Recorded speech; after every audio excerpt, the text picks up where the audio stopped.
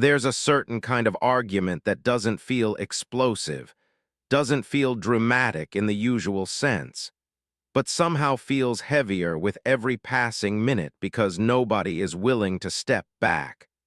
Nobody is willing to soften their position, and the conversation just keeps moving forward on stubborn momentum alone. And that's the kind of moment I keep coming back to when I think about All in the Family, especially in those episodes where the tension doesn't spike and disappear. It just holds steady, like a line stretched tight between four people who all believe they're standing on the right side of it. I always find myself picturing that living room first, before anything is said, because the setting matters so much here. It's not just a place where the story happens. It's almost like a pressure chamber where every opinion carries more weight because there's nowhere else for it to go, nowhere to hide, nowhere to escape. And in this particular situation, the topic seems simple enough at first. Something about Gloria wanting to make a decision for herself. Maybe about going back to work, or taking on a role that challenges the traditional expectations Archie quietly holds onto. And it begins the way so many of these moments begin, gently, almost cautiously, like everyone senses that this could become something bigger, but nobody wants to be the one who pushes it there. Not yet, not immediately. Gloria brings it up in a way that feels thoughtful, careful, like she's already anticipating resistance and trying to soften it before it arrives. And you can hear that balance in her tone, that mixture of confidence and hesitation, because she knows what she wants, but she also knows who she's talking to. Archie reacts in that familiar way, not with immediate anger, but with a kind of quiet disbelief, as if the idea itself doesn't quite fit into the world he understands, and his first responses are almost restrained, almost polite. But there's a firmness underneath them that makes it clear he's not just questioning, he's resisting. Steps in early, as she so often does, trying to support everyone at once, trying to keep the tone warm, trying to remind them, in her own gentle way, that this is a family conversation, not a battle. And there's something about her presence that feels like a buffer, like she's absorbing some of the tension before it can spread. Mike listens for a moment, and then he joins in, not aggressively, not trying to provoke, but offering a perspective that directly challenges Archie's. And that's where the line starts to tighten, because now it's not just a difference of opinion, it's a clash of principles. At first, the conversation still feels manageable, each person speaking in turn, each person explaining their point, and there's even a sense that maybe this could turn into a real discussion, something where people listen, something where they meet somewhere in the middle. But that possibility fades quickly, not because anyone does something dramatic, but because nobody backs down, not even a little, not even in tone, not even in emphasis. Archie holds his position, grounded in his sense of how things should be, how families work, how roles are defined, and he doesn't see his stance as stubborn. He sees it as logical, as necessary, as something that protects order. Mike pushes back, calmly at first, but with a clarity that doesn't leave much room for compromise. Because for him this isn't just about one decision, it's about fairness, about independence, about moving beyond limitations that don't make sense anymore. Gloria stands firm in her own way, not as loudly, not as forcefully, but with a quiet determination that adds another layer to the tension, because she's not just being discussed. She's part of the conversation, and she's not willing to be sidelined. And even as she tries to keep things gentle, even as she tries to smooth the edges, doesn't completely step away from the conflict either, because her kindness doesn't mean she has no perspective. It just means she expresses it differently.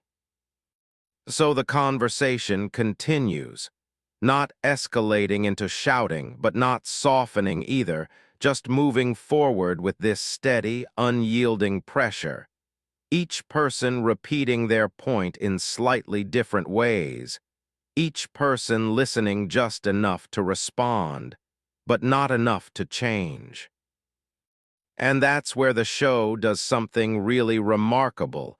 It turns that refusal to back down into the engine of the scene. It replaces traditional comedy beats with something much more subtle. The tension itself becomes the rhythm. The disagreement becomes the packing. You start to notice how the pauses get shorter, how the responses come quicker, how the space for reflection shrinks as everyone becomes more focused on holding their ground than on understanding each other. There are moments where it feels like someone might step back, where a sentence softens just slightly, where a glance suggests hesitation. But those moments pass quickly, almost unnoticed, because the need to maintain position is stronger than the impulse to compromise. And that creates a kind of discomfort that's hard to ignore, because it feels real, it feels familiar. It feels like those conversations people have where nobody wants to lose, even if winning isn't clearly defined.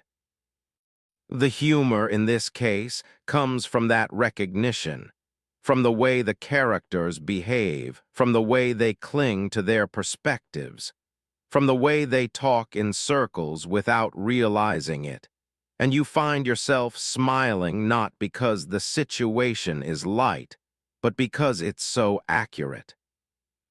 This was part of what made the show so groundbreaking, especially in the early 1970s, because it brought these kinds of conversations into the open, into a format that people watched together in their own living rooms, and it didn't simplify them. It didn't resolve them neatly. It let them exist in all their complexity. Archie's worldview becomes the anchor of the conflict, not because it's presented as correct, but because it's presented as real, as something that exists, something that shapes his reactions, his tone, his entire approach to the conversation. Mike and Gloria challenge that worldview not with dramatic speeches, but through persistence, through conversation, through the simple act of not backing down. And that's what creates the tension, that's what sustains it. Changes the temperature in small ways, in the way she speaks, in the way she listens, in the way she tries to keep everyone connected even as they disagree. And those small shifts matter. They keep the scene from becoming harsh, even as it remains intense. As the conversation continues, you can feel the emotional weight building, not in spikes, but in layers, each exchange adding something, each repetition reinforcing the divide. And by the time you reach the later part of the episode, the room feels heavier, even though nobody has raised their voice in a dramatic way. And that's such a unique kind of tension, because it doesn't rely on volume. It relies on persistence, on the refusal to yield, on the quiet insistence that each person is right. There's no clear turning point, no moment where everything changes, just a gradual realization that this isn't going anywhere, that no one is going to convince anyone else, that the conversation will continue until it simply runs out of energy. And when it finally does, it doesn't end with a resolution. It ends with a kind of quiet standoff, a sense that everyone has said what they needed to say, even if nothing has been settled. The living room remains the same. The characters remain in the same space, but something has shifted, not in terms of agreement, but in terms of understanding. They've seen each other more clearly, even if they don't accept what they see. Personally, I find that kind of storytelling deeply compelling, because it doesn't pretend that conflict can always be resolved. It doesn't offer easy answers. It just shows what happens when people hold their ground, when they refuse to back down, when they stay in the conversation even when it's uncomfortable. And that's why All in the Family still feels so relevant, because those dynamics haven't changed. People still have these conversations, still hold onto their perspectives, still struggle to find common ground. The show captures something real about human interaction, about the way people argue, about the way they defend their beliefs, about the way they stay connected even when they disagree. And as the episode comes to a close, there's no sense of victory, no sense of defeat, just that lingering tension, that quiet understanding that the conversation isn't over. It's just paused, waiting for the next moment when it will start again. So you sit with it for a while, that feeling, that unresolved space, and you realize that maybe that's the point, not to resolve the tension, but to experience it, to recognize it, to understand how it works. And in that sense, the show becomes more than just a comedy. It becomes a reflection of real conversations, real conflicts, real moments where nobody backs down, and nothing is neatly solved.